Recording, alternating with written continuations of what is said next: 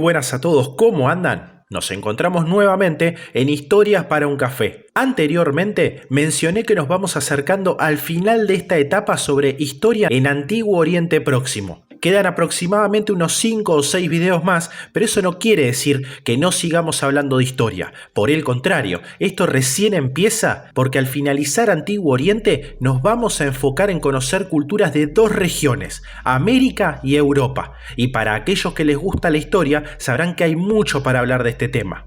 Así que vamos a concentrarnos en el video del día, donde vamos a conocer a una dinastía que gobernó Babilonia y que le trajo muchos problemas a todas las culturas con las cuales se relacionó. Vinieron de los montes sagros, les gustó Babilonia y decidieron gobernarla a través del progreso y la expansión cultural. Hoy vamos a hablar de la dinastía casita o la tercera dinastía de Babilonia. Recordá que la caja de comentarios queda abierta para que expreses lo que quieras, sea para corregir, agregar o exponer un punto de vista completamente diferente. Lo único que te pido es que tengas respeto hacia la opinión de los demás, así mantenemos una comunidad tranquila. Ahora sí, empecemos con el video. La dinastía casita o dinastía tercera de Babilonia va del 1550 al 1155 a.C. Esta dinastía procede del pueblo casita.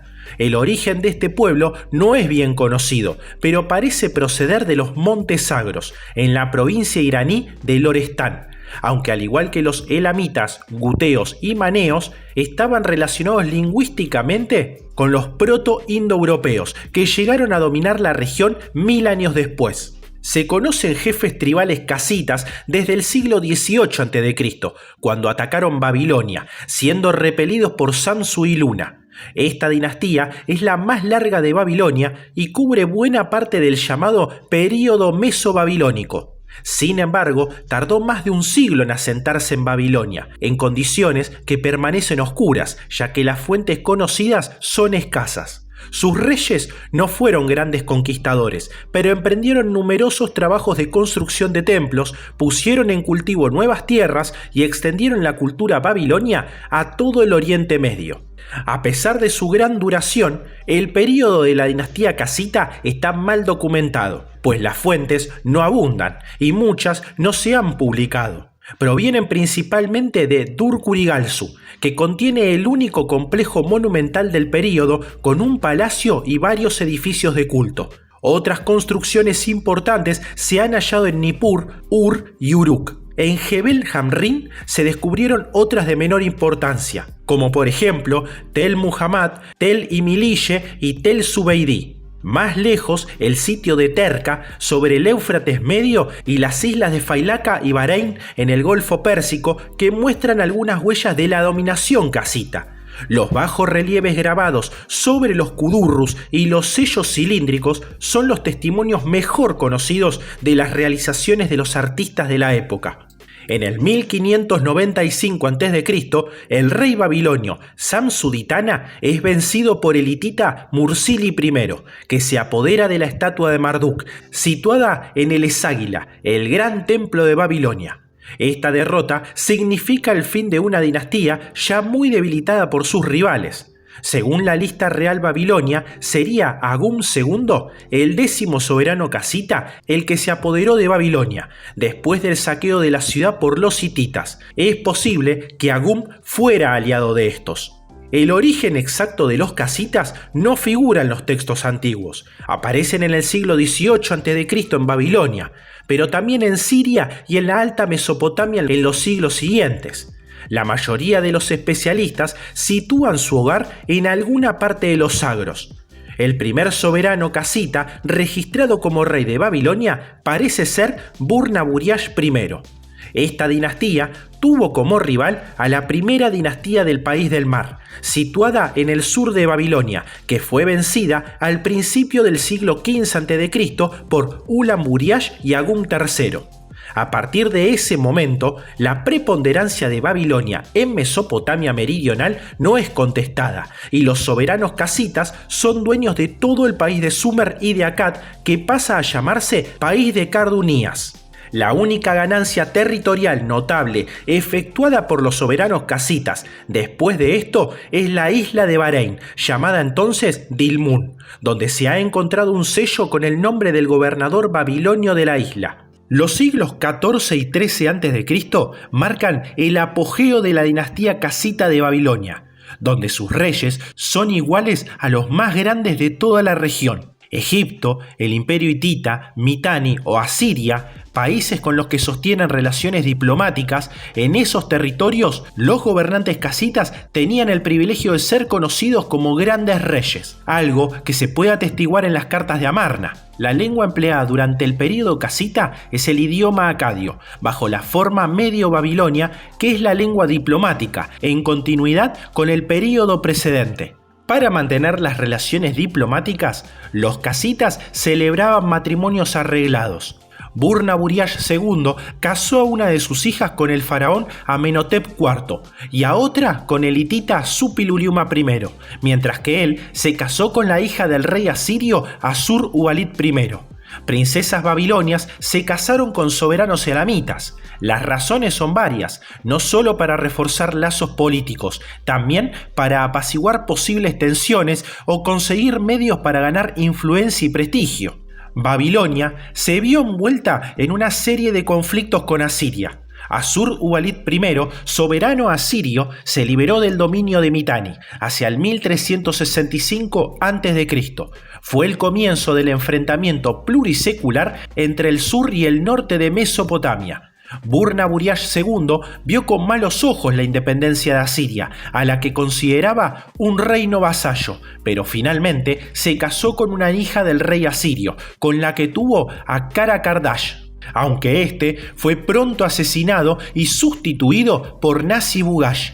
Assur-uballit reaccionó e invadió Babilonia para entronizar a su nieto, Kurigal II, que le fue fiel mientras vivió, pero no al rey asirio siguiente, Enlil-nirari.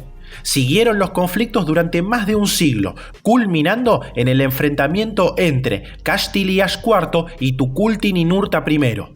Este último consiguió invadir Babilonia y saquear la capital, deportando a miles de personas. La situación se hizo cada vez más confusa, pues los asirios no consiguieron establecer una dominación duradera sobre Babilonia, a pesar de la voluntad de Tukulti-Ninurta. El rey elamita, Kidin-Utran, se mezcló en el conflicto, quizá por solidaridad matrimonial con los reyes casitas, devastando Nippur, con lo que los soberanos impuestos por los asirios en el trono de Babilonia fueron derrocados uno tras otro. Tras el asesinato de Tukulti-Ninurta en el 1208 a.C.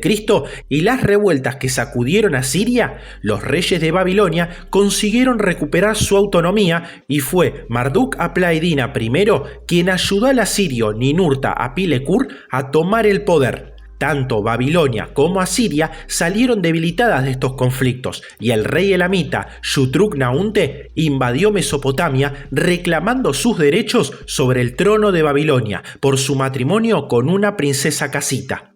Hacia el 1160, después de que Marduk-apla-iddina hubo conseguido estabilizar el poder en Babilonia, Shutruk-Naunte invadió el país y saqueó las grandes ciudades. Varios de los monumentos mayores de la historia mesopotámica fueron llevados a la capital elamita Susa, entre ellos la estela de Naram-Sin, la estela del Código de Hammurabi y otras estatuas y estelas de diversas épocas, como los Kudurru casitas. Tras varios años de resistencia, el siguiente rey elamita, Kutir-Naunte III, dio el golpe de gracia a la dinastía hacia el 1155 a.C., llevándose la estatua del dios Marduk a Elam como símbolo de la sumisión a Babilonia. La documentación sobre el período casita es poco abundante comparada con la del período precedente y se concentra esencialmente sobre los siglos XIV y XIII a.C. Además, está poco estudiada y se sabe poco de los aspectos socioeconómicos de Babilonia de esta época. El mayor corpus está constituido por un lote de 12.000 tablillas encontradas en Nippur, que apenas han sido todavía publicadas y estudiadas. Otros archivos se han encontrado en cantidad limitada en otros sitios. A estas fuentes se añaden los Kudurru y algunas inscripciones reales. El rey casita se designa con varios títulos, el nuevo de rey de Cardunias, al lado de los tradicionales rey de las 4 regiones, rey de la totalidad y rey de Sumer y Akkad. El primero indica que, en adelante, el rey se considera dueño del territorio que comprende a toda Babilonia. Recupera los atributos tradicionales de la monarquía mesopotámica. Es un rey guerrero, el juez supremo del reino y el constructor que se cuida especialmente de los templos de las divinidades tradicionales. Toda su familia se implica en el ejército de altos cargos como general del ejército o gran sacerdote de Enlil. En el entorno real aparecen nuevos títulos, como el de Sacrumas, de origen casita, que parece designar a un jefe militar, o el de Kartapu, que es en origen un conductor de caballos. Sí, la organización del ejército es mal conocida, al menos sí se sabe de una innovación importante en las técnicas militares, como la aparición del carro ligero y el empleo de caballos. Entre los altos dignatarios, los Sakalu parecen designar a cargo equivalente al de ministro. Las funciones de todos estos personajes están mal definidas y son probablemente inestables. En todo caso, los casitas han integrado a numerosos dignatarios de Babilonia, sin tratar de monopolizarlos. La administración provincial sí es más conocida. El reino se divide en provincias, dirigidas por gobernadores. El gobernador de Nippur parece disponer de un poder mayor que los demás. Los gobernadores se suceden a menudo dentro de una misma familia. A nivel local, las ciudades son administradas por un alcalde. Los particulares deben pagar impuestos al poder real o realizar tareas en su nombre, y sus bienes, a veces, pueden ser requisados.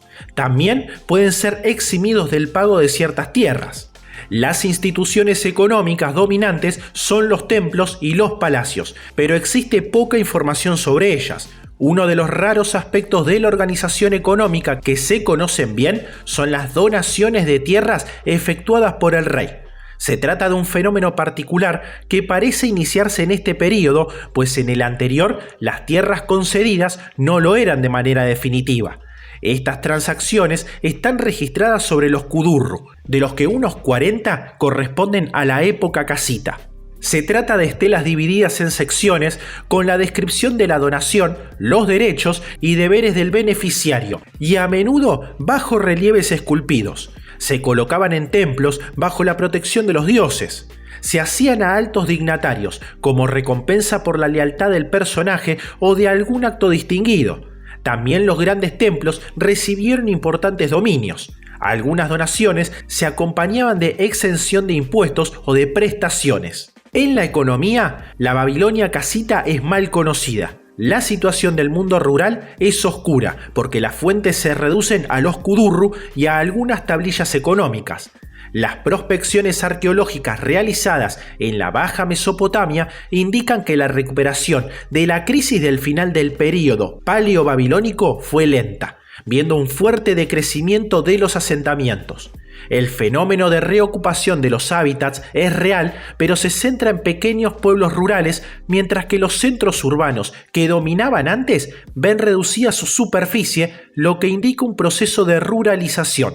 Esto podría estar acompañado por una bajada de la producción agrícola, quizá agravada en regiones como Uruk por el desvío de los cursos del agua. Los archivos de Dur-Kurigalzu muestran la entrega de materias primas, como la piedra y el metal, a artesanos que trabajaban por cuenta de un templo. Parece que el comercio a larga distancia estaba bastante desarrollado, especialmente hacia el Golfo Pérsico y el Oriente Medio. Las cartas de Amarna muestran que el rey se interesa por la suerte de mercaderes babilonios en asuntos de Palestina, pero no se puede saber si estos comerciantes trabajaban por cuenta del palacio. Los intercambios diplomáticos entre las cortes reales, aún sin ser asimilables al comercio internacional, contribuían a la circulación de bienes. Es por esto que parece que los casitas habrían importado oro de Egipto en cantidades importantes y podrían haber exportado a sus vecinos caballos y piedras preciosas. El panteón mesopotámico del período casita no sufre modificaciones profundas en relación con el período precedente. Esto es visible en el bajo relieve de un kudurru de Meli Shipak, conservado actualmente en el Museo del Louvre. Las divinidades invocadas como garantes de la donación de tierra que consagra esta estela están representadas siguiendo una organización funcional y jerárquica. La cumbre está ocupada por los símbolos de las divinidades que dominan tradicionalmente el panteón mesopotámico. Enlil, que permanece como el rey de los dioses, Anu, Sin, Shamash, Ishtar y Enki. Los soberanos casitas se funden en el molde religioso mesopotámico, pero la preponderancia cultural de Babilonia y el crecimiento del papel del sacerdote de su templo principal, Esagila, tienden a hacer del dios tutelar de la ciudad, Marduk, una divinidad cada vez más importante en el panteón babilonio hacia el final del período casita. Su hijo, Nabu, dios de la sabiduría, y Gula, diosa de la medicina, tienen también una popularidad creciente. Los diferentes trabajos promovidos por los reyes en los templos son mal conocidos a nivel arquitectónico, aunque parece que hubo algunas innovaciones. Se conoce un pequeño templo con decoración original en Uruk dedicado a Eana, bajo el reinado de Kara Indash, y trabajos efectuados bajo Burna-Buriash II en el Ebabar, templo del dios Shamash en Larsa. Pero es sobre todo Kurigalzu I quien emprendió la construcción y reparación de varios templos en grandes ciudades de Babilonia, recuperando el papel tradicional del rey babilonio que protege el culto de los dioses. Los reyes casitas juegan un papel crucial en el restablecimiento del funcionamiento normal de muchos de estos santuarios, que habían cesado de funcionar después del abandono al final del período paleo-babilónico. En cuanto a la literatura, los textos escolares hallados en Nippur muestran que las estructuras del aprendizaje de los escribas permanecen similares a las del período paleo-babilónico. Sin embargo, aparece un cambio importante. En adelante, los cursos en acadio se incluyen en el curso escolar, lo que acompaña a la evolución de la literatura mesopotámica cada vez más escrita en este idioma, aunque todavía permanece el sumerio. El período casita pone a punto la forma literaria del acadio clásico que queda fijado para los siglos siguientes. Varias obras fundamentales de la literatura mesopotámica se ponen a punto con criterios de uniformidad en lugar de las distintas variantes anteriores. Entre las realizaciones importantes se pueden mencionar la redacción canónica de listas lexicales, la redacción de un himno a Shamash y otro dedicado a Gula.